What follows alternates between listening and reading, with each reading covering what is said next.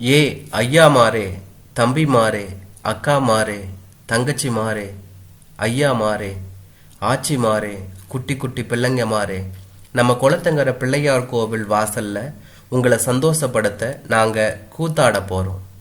ஆட்டம் பாட்டோன்னு களை கட்ட போற அந்த விழாவுக்கு வந்திருந்து உங்க ஆதரவையும் உதவியையும் செய்யணும்னு கேட்டுக்கிறங்கோ என்று பொன்னாத்தா தெருமுனையிலிருந்து கடைசி வரை கூவிக்கொண்டே போனாள்.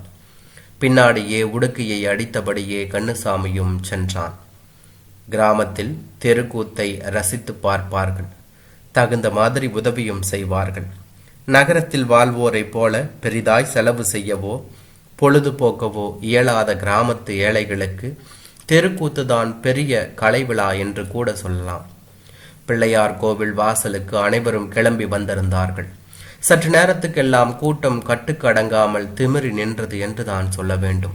கூத்தாட வசதியாய் நடுவில் வட்ட வடிவில் இடம் விட்டு மக்கள் அமர்ந்திருந்தார்கள். கூத்தை தொடங்கும் விதமாக முதலில் கண்ணுசாமி முன்வந்து உயரமாக கை கூப்பினான். சாமியோ, உங்க எல்லோருக்கும் வணக்கமுங்கோ. இதோ எங்க வயிற்று பாட்டுக்கு நானும் என் பொஞ்சாதியும் பிள்ளைங்களும் உங்க முன்னால இன்னைக்கு பணிஞ்சு நிக்கிறோம். எங்களுக்கு தெரிஞ்சதை செஞ்சு காட்ட போறோம். நீங்க எல்லோரும் அமைதி காத்து தரணும்னு கேட்டுக்கிட்டு கூத்த தொடங்குறோம் என்றதும் ஒரு சிறுவன் ஓடி வந்து எதிரில் நின்றான். இங்க பாருங்கோ, இந்த சின்னஞ்சிறு குழந்தை, சிரிக்கும் செல்ல குழந்தை, பேரு பாபு. இங்கிருந்து அங்கேயும் அங்கிருந்து இங்கேயுமா விடாம குட்டிக்காரனை அடிச்சு போக போறான். எல்லோரும் ஜோரா ஒரு முறை கை தட்டுங்க என்று கண்ணுசாமி சொன்னான். தட்டினார்கள். சிலர் உற்சாகத்தில் ஓவென கத்தினார்கள் என்றுதான் சொல்ல வேண்டும். பாபு தடதடவென குட்டிக்கரணம் அடித்து கொண்டே போனான். திரும்பவும் பின்புறமாக அடித்து கொண்டே வந்தான். எல்லோர் விழிகளும் ஆச்சரியத்தில் பெரிதாக விரிந்தன என்று தான் சொல்ல வேண்டும். விசில் அடித்து ஆர்ப்பரித்து கொண்டாடியது கூட்டம். அடுத்த ஓர் இரும்பு வளையத்திற்குள் உடலை நுழைத்து மிகவும் சிரமப்பட்டு மேலிருந்து கீழாய் வளையத்தை நகர்த்தி வெளியே வந்தார்கள் கண்ணுசாமியும் பொன்னுத்தாயும்.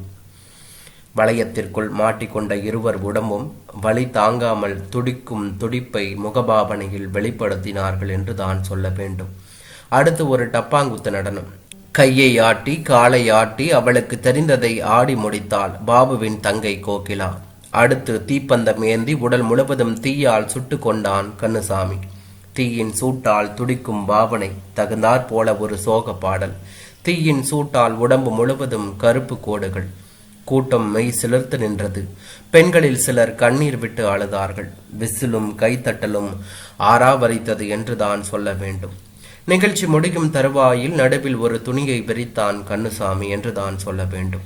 இதை நம்பிதான் நாங்க வாழறோம். உங்களால முடிஞ்சதை மனம் கோணாம செய்யுங்க எல்லோரும். கண் கலங்கி கையெடுத்து வணங்கினான் கண்ணுசாமி. சற்று நேரத்துக்கெல்லாம் நாணயங்களும் அரிசியும் நிறைந்தன. அள்ளி சுருட்டி கொண்டு அனைவருக்கும் நன்றி சொல்லிவிட்டு அவர்கள் வந்து விட்டார்கள். இதுதான் வழக்கமான வாழ்க்கை. இதில் எந்த குறையையும் உணரவில்லை என்று தான் சொல்ல வேண்டும். நாளைக்கு வேறு வேண்டுமென்று சேமிக்கவில்லை. வஞ்சகம் சூழ்ச்சி என்று யாரையும் ஏமாற்றவில்லை. அன்றைய உழைப்பு, அன்றைய சம்பாத்தியம், அன்றைய சந்தோஷம், அதுதான் அவர்களுடைய கொள்கையாக இருந்தது என்று தான் சொல்ல வேண்டும். படுக்கையிலிருந்து இன்னும் எழுந்தரிக்கவே இல்லை பைரவமூர்த்தி என்று தான் சொல்ல வேண்டும். கார் ஓட்டுநர் 3வது முறையாக மணி அடித்தபோது அரை தூக்கத்தில் கதவை திறந்தார் பைரவமூர்த்தி. வணக்க சார், பணிந்து வணங்கினான் கார் டிரைவர். வா கோவிந்த், இன்னைக்கு நல்லா அசந்துட்டேன். வீட்டிலனா 5 மணிக்கு மேலே ஒரு நிமிஷம் படுக்க விட மாட்டாங்க என்று அவர் சிரித்தார். சரி, நீ போய் காரை தொடச்சிட்டு பெட்ரோல் பிடிச்சிட்டு வந்துடு. வர்றப்போ 4 இட்லி கட்டி எடுத்துக்கிட்டு வா. அதுக்குள்ள நான் குளிச்சுட்டு தயாராயிடுறேன் என்று அவரும் அதற்கு பதில் சொன்னார். அவனும் தலையாட்டினான். பணம் எடுத்து கொடுத்தார் அவர். கோவிந்த் வெளியேறி காரை நோக்கி நடந்தான் என்று தான் சொல்ல வேண்டும். பைரவமூர்த்தி தங்கியிருக்கும் மாடி அறையிலிருந்து பார்த்தால் வெளியே நிற்கும் வேப்ப மரத்தின் உச்சி வரை பார்க்கலாம். பேச ஆளில்லா சமயத்தில் வேப்ப மரத்தை தான் வெறித்தபடி கட்டிலில் படுத்து கிடப்பார் என்று தான் சொல்ல வேண்டும். அப்போதெல்லாம் மரத்தின் கீழ் தென்படும் கண்ணுசாமி குடும்பத்தினரையும் பார்க்க தவறுவதில்லை என்று தான் சொல்ல வேண்டும். அவர்கள் நிலை வாழ்க்கை குறித்து பல சமயம் மனதிற்குள் பச்சாபத்தோடு வேதனைப்பட்டதும் உண்டு. பாவப்பட்டதும் உண்டு. ஆனால் அவர்கள் யார் என்பது கூட அவருக்கு தெரியாது. பைரவமூர்த்தி மத்திய அரசு நிறுவனத்தில் உயர் பதவியில் இருப்பவர். பட்டம், பதவி, பணம் எல்லாவற்றிலும் நிறைவாய் வாழ்பவர். எந்த வசதிக்கும் குறைவே இல்லை. அவர் தலைப்பட்டு கார், பங்களா என உயர் வசதிகள் அனைத்தும் அனுபவித்தாயிற்று. மனைவி உயர்நிலை பள்ளியில் ஆசிரியை, 2 பிள்ளைகள், ஓர் ஆண் ஒரு பெண், இருவருக்கும் திருமணம் ஆகிவிட்டது. பையன் கணிப்பொறி பொறியாளராக டெல்லியில் வசிக்கிறான். மகளை அமெரிக்கா மாப்பிளைக்கு கட்டி கொடுத்து அங்கேயே வாழ்கிறார்கள். இவருக்கும் இன்னும் 4-5 ஆண்டுகள் தான் பணியாற்ற வாய்ப்பு இருக்கிறது.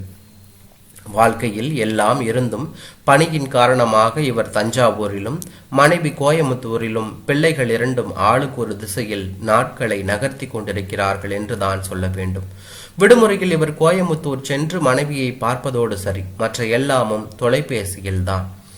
அரை மணி நேரத்திற்கு உள்ளாக ஓட்டுநர் வந்து திரும்பவும் அழைப்பு மணியை அழுத்தினான்.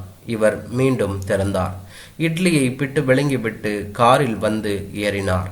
அலுவலகம் நோக்கி காரை செலுத்தினான் ஓட்டுநர் என்றுதான் சொல்ல வேண்டும். அன்று மாலை ஒரு நிகழ்வு. அலுவலகத்திலிருந்து வந்து அவர் வீட்டில் இருந்தார். பைரவமூர்த்தி அறையில் செய்திகளை புரட்டியபடி படுத்திருந்தார். காற்று வேகம் எடுத்து இருந்தது. வேப்ப மரத்து கிளைகள் இங்கும் அங்கும் நடனமாடின என்றுதான் சொல்ல வேண்டும்.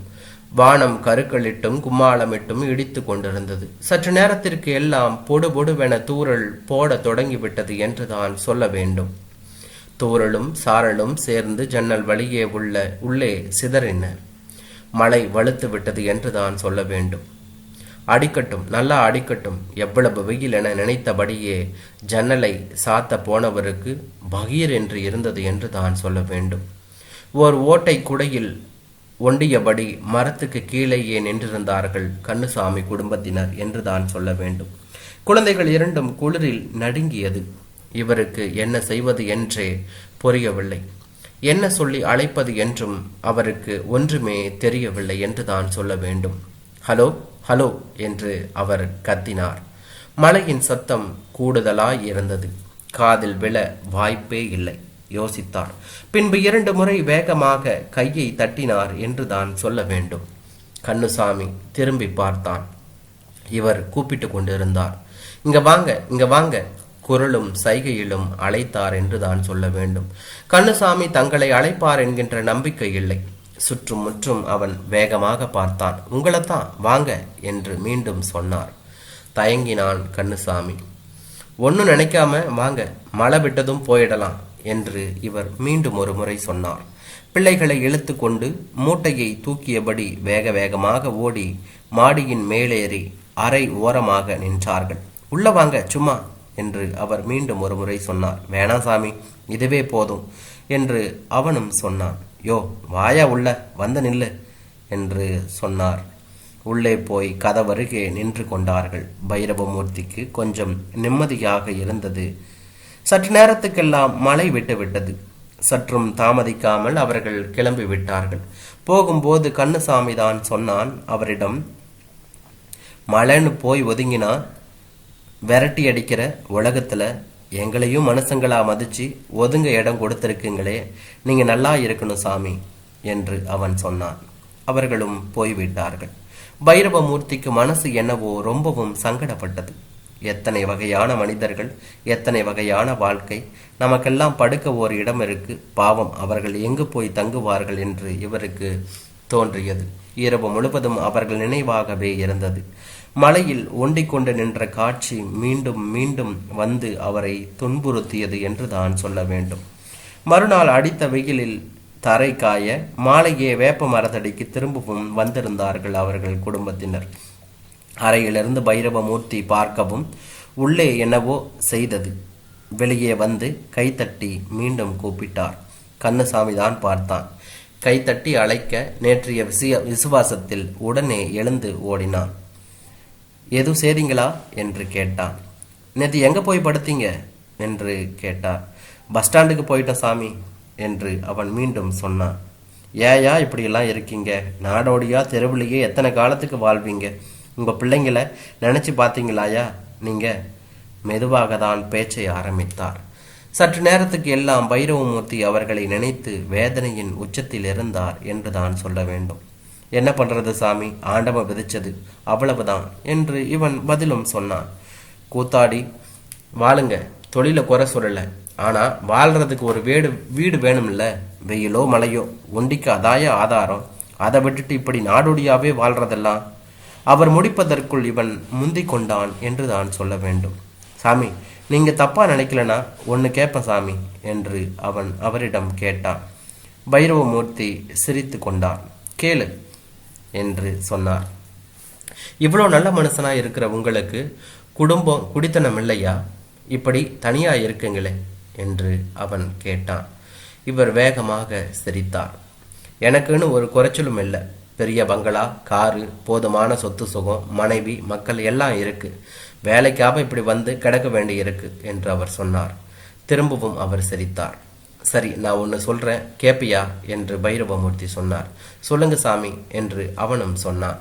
எங்க ஆபீஸ்ல வேலை பார்க்குற அதிகாரியோட வீட்டு வேலைக்கு ஆள் வேணுங்கிறாங்க. உங்க மனைவிய பிள்ளைங்களை மனசுல வச்சுக்கிட்டு கேட்டு சொல்றேன்னு சொல்லியிருக்கேன். அவர் பொண்டாட்டி 2 பொம்பளைங்க, எல்லோரும் பாசமா இருப்பாங்க. பிள்ளைங்க காலேஜில் படிக்கிறதுங்க. வீட்டம்மாவும் அரசாங்க வேலையில் இருக்காங்க. அங்கேயே பக்கத்துல ஒரு கீத்து கொட்டகை இருக்கு, தங்கிக்கலாம். ஒரு குறையும் இருக்காது. உங்க பிள்ளைங்களையும் பள்ளிக்கூடத்துல சேருங்க. விருப்பப்பட்டா பொஞ்சாதி பிள்ளையெல்லாம் இங்க இருக்கட்டும், என்னோட வாங்க. கோயம்புத்தூர்ல என் நண்பரோட கம்பெனியில செக்யூரிட்டி வேலை வாங்கி தரேன். போதுமான அளவுக்கு மாத சம்பளம்.